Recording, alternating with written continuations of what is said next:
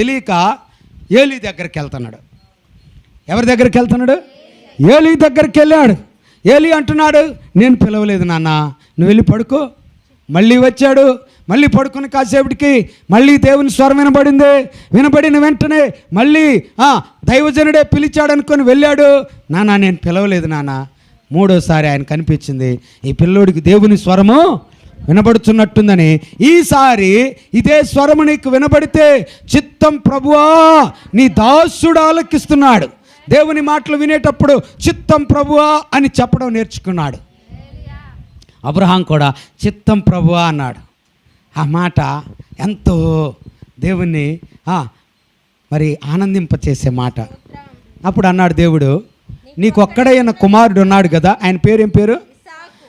ఇప్పుడు దాకా నవ్వుతా వచ్చావు. ఇస్సాక్ అంటే అర్థం ఏంటి? ఇప్పుడు నీకు ఏడుపు కలిగించే మాట ఒకటి చెప్ప